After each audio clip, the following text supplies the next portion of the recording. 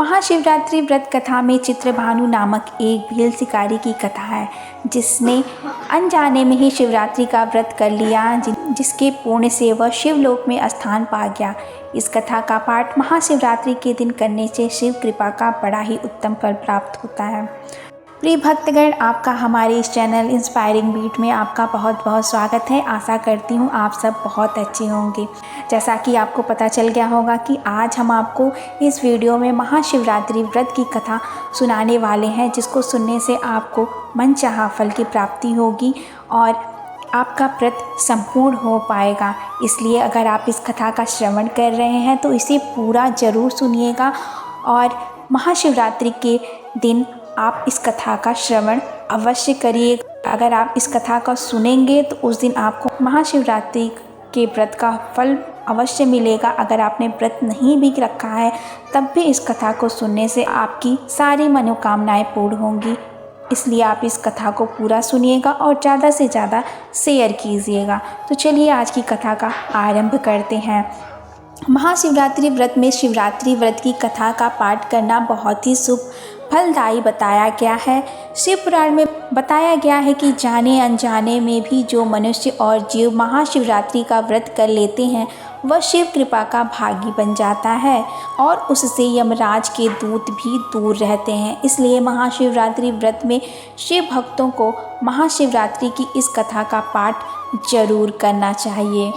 तो चलिए कथा आरंभ करते हैं। पूर्व काल में चित्रभानु नामक एक शिकारी था। वह शिकार करके अपने परिवार का भरण पोषण करता था। उस शिकारी पर साहूकार का कर्ज था, लेकिन वह उसका कर्ज समय पर नहीं चुका पाया। फिर साहूकार ने शिकारी को शिव मठ में बंदी बना लिया। जिस दिन उसे बंदी बनाया गया उस दिन शिवरात्रि थी। चतुर्दशी के दिन उसने शिवरात्रि व्रत की कथा सुनी और शाम होते ही साहूकार ने उसे अपने पास बुलाया और ऋण चुकाने के बारे में कहा। उसके बाद फिर वह शिकार की खोज में निकल गया। बंदी गृह में रहने के कारण वह बहुत भूखा था। शिकार की तलाश में वह बहुत दूर तक निकल आया। अंधेरा होने पर उसने जंगल में ही रात बिताने का फैसला किया और एक पेड़ पर चढ़ गया। उस पेड़ के नीचे शिवलिंग था जो बेलपत्र के पत्तों से ढका हुआ था। शिकारी को उसके बारे में जानकारी नहीं थी। पेड़ पर चढ़ते समय उसने जो टहनियाँ तोड़ी वह शिवलिंग पर गिरती रहीं। इस तरह से भूखे प्यासे रहकर शिकारी का शिवरात्रि का व्रत हो गया और शिवलिंग पर बेलपत्र भी चढ़ गए। रात के समय एक हिरणी पानी पीने तालाब पर आई। शिकारी जैसे ही उसका शिकार करने जा रहा था, हिरणी बोली, मैं गर्भवती हूँ, शीघ्र ही प्रसव करूँगी। तुम एक साथ दो जीवों की हत्या करोगे।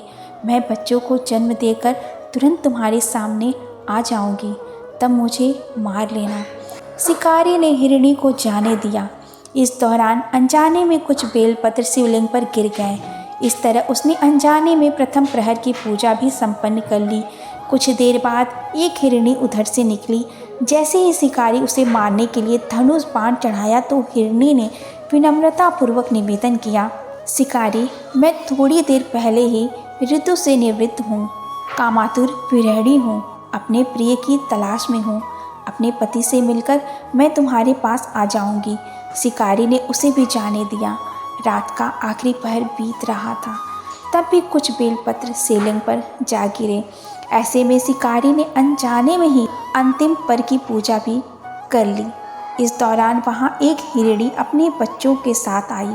उसने भी शिकारी से निवेदन किया और शिकारी ने उसे जाने दिया। इसके बाद शिकारी के सामने एक हिरण आया। शिकारी ने सोचा, अब तो मैं इसे यहाँ से नहीं जाने दूंगा, इसका शिकार करूँगा। तब हिरण ने उससे निवेदन किया कि मुझे कुछ समय के लिए जीवन दान दे दो। शिकारी ने पूरा रात की घटना उस हिरण को सुना दी। तब हिरण ने कहा, जिस तरह से तीनों पत्नियां प्रतिज्ञाबद्ध होकर गई हैं, मेरी मृत्यु से अपने धर्म का पालन नहीं कर पाएंगी।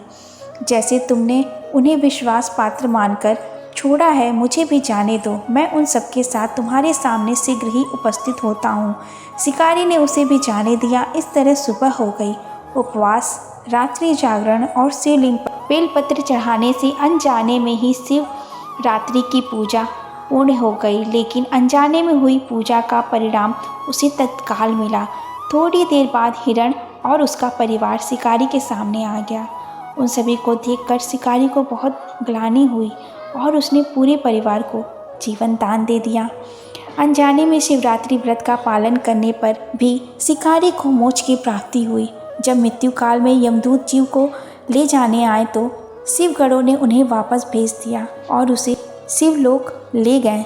शिव जी की कृपा से चित्रभानु अपने पिछले जन्म को याद रख पाए, शिवरात्रि के महत्व को जानकर उसका अगले जन्म में भी पालन कर पाए। तो ये थी महाशिवरात्रि की कथा। आपने देखा, अनजाने में की गई पूजा को भी भगवान भोलेनाथ ने स्वीकार किया और उसे शिवलोक में जगह दी। अगर आप सच्ची भक्ति, सच्ची श्रद्धा और पूर्ण निष्ठा से अगर आप इस व्रत का पालन करते हैं, इस दिन पूजा पाठ करते हैं, तो आपकी मनोकामनाएं अवश्य भोलेनाथ इस दिन पूर्ण करेंगे। आपकी सारी मनोकामनाएं पूर्ण होंगी। और जो इस वीडियो के माध्यम से इस कथा का श्रवण कर रहा है, मैं आशा करती हूँ और भगवान से प्रार्थना करती हूँ कि भगवान इस साल आपकी सारी मनोकामनाएं पूर्ण करें, आपकी सारी इच्छाएं पूर्ण हों। अगर आपको हमारी ये वीडियोस पसंद आती हैं तो हमारे इस चैनल को लाइक और सब्सक्राइब ज़रूर कर दीजिएगा और हाँ, बेल आइकन को ज़रूर प्रेस कर लीजिएगा ताकि आपको हमारे वीडियोस के नोटिफिकेशन मिलते रहें। तब तक के लिए आप अपना ध्यान रखिएगा और हर हर महादेव जपते रहिएगा।